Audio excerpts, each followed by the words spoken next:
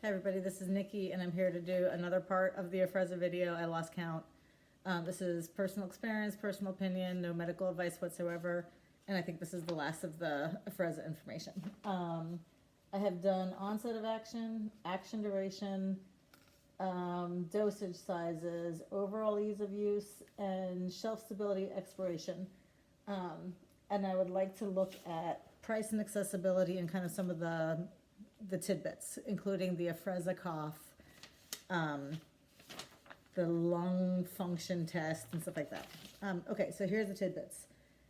Starting with the Afrezza cough. It was one of the few things I had heard about Afrezza before trying it out for myself. I heard it was fast, and I heard it made some people cough. I would like to say about Afrezza that I do cough just about every time I take it, almost without exception. I've heard the cough happens as a result of some of the loose powder that resides within the inhalation device.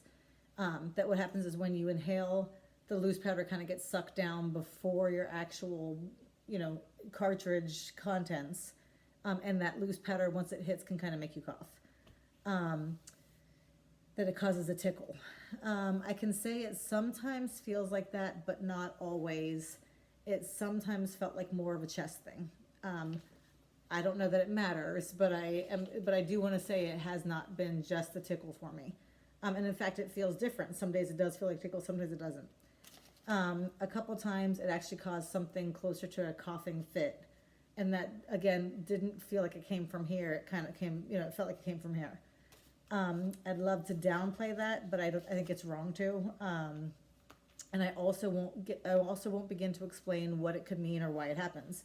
Because it could be just fine, right? I mean, like, inhalers make people cough, and inhalers are necessary.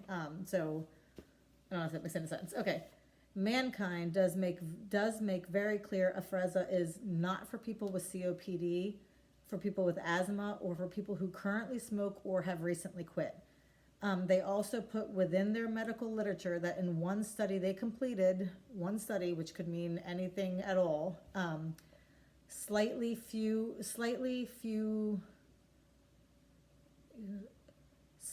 more Afrezza users than those who were not using it developed a lung tumor.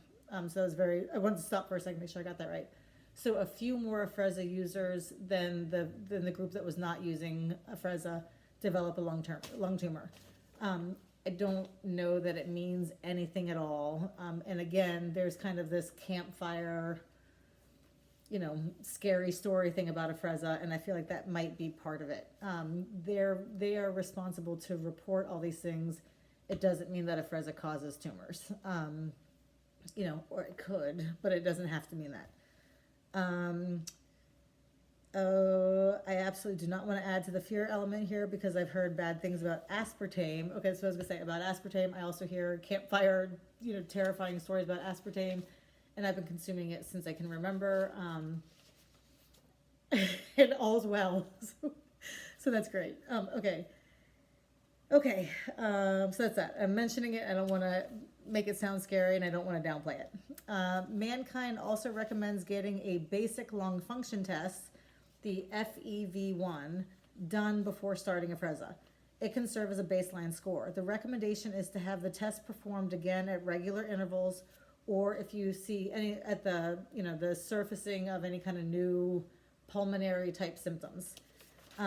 My prescribing doctor did not order the test for me, so I haven't had it done. I've only been using Afrezza for a couple of months. So I do think that's on my list of things to do, over the next month or two before I go back onto it, and I'll go have the test done and then keep that as a baseline. Mankind also says that not all people ever experience the cough, and some of those that do experience it report its disappearance within a few weeks of use. For those who experience it, Mankind recommends taking small sips of water during dosing, as well as tilting the inhalation device downward when inhaling. So in general, they're saying instead of doing it like this, there was powder in there, that you tilt it down right before you inhale. That tilting it downward is supposed to change, is supposed to help with the trajectory of the powder, directing it up and over the tongue. And it's supposed to help with that cough, if that's what's causing the cough. So those are good little tips anyway. Accessibility.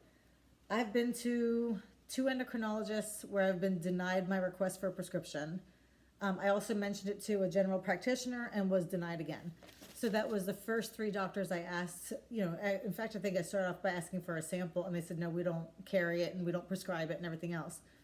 So I was a little bit disappointed because what I felt like, especially with the endocrinologist, is that this is a diabetes, treatment, and that it's definitely worth a good conversation. And I felt like I couldn't even have a conversation with them because I was shot down at the first mention of it. And that was disappointing. I would like to have had a good conversation about what they, what they knew or what they had heard or whatever. But there wasn't a discussion. There was just we don't prescribe it. My mom had to help me search for a provider who was known for prescribing it, which did kind of feel like going to see a dealer. Really, it did. When I went to the office, it only added to that feeling of seediness. It was a different kind of office than I usually go to, and everything about it, the way they kept their samples and the information they needed, the way they talked to me, it was. I don't think he was an Afrezza guy. I think it was I had to go to find the kind of doctor who was willing to prescribe it. So whatever that says about the kind of doctor, it shouldn't say anything, but I feel like that's the way it went. When I saw him, he said, I think Afrezza is great. I prescribe it to everyone. And I said, okay. He also did not order the lung function test, and he also did order a cholesterol test, which came back positive, even though all my other ones came back negative. Not negative, that has nothing to do with anything. I don't know if he was a good doctor or if he, okay, I got sidetracked. When I got the prescription, I also ran into some difficulty filling it. CVS does not carry it at all, and Walmart does, but they didn't have any in stock. So it was a matter of a couple of weeks waiting to get that through Walmart. And when I did go to the counter, I said this in the first video, I think, when I did get to the counter to pick it up, I had a very nice conversation with the pharmacist who said, you're only the 2nd prescription we filled in 5 years. So that's that. I had to go, I had to find a doctor to prescribe it. It was kind of an unusual way to get the prescription. It was difficult to fill the prescription. But now that I have the prescription, it is really quite easy to refill. Okay, so price and insurance. Without insurance, to fill a prescription, I was told, and this is what they told me, this is what they gave me, they quoted me the first time I went up to the counter, $2,746 or something like that. I think it was $2,700 something. So I wasn't going to pay that. I had been given a discount card, so I did flash my discount card, and they said, oh great, that's going to be $15. And I said, okay, that I can do.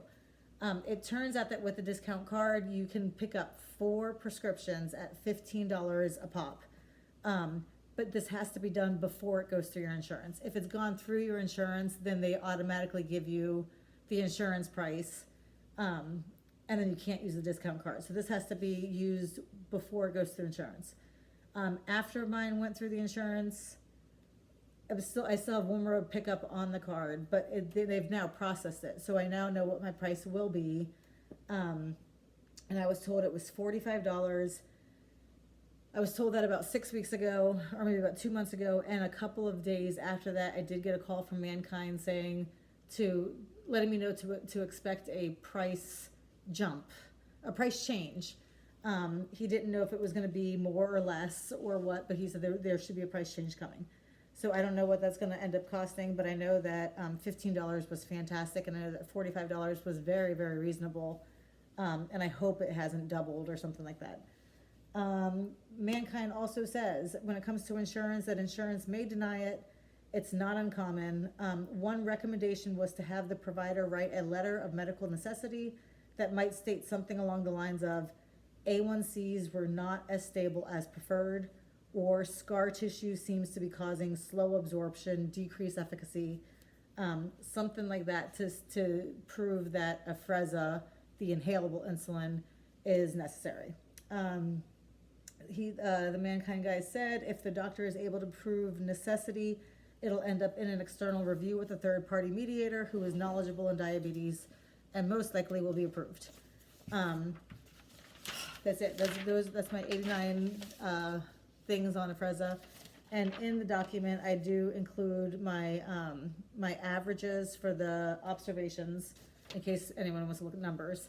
But I will say before I go, average onset was 10 to 12 minutes. Average drop in blood sugar, 10 to 15 minutes after dosing, was that 20 milligrams per deciliter.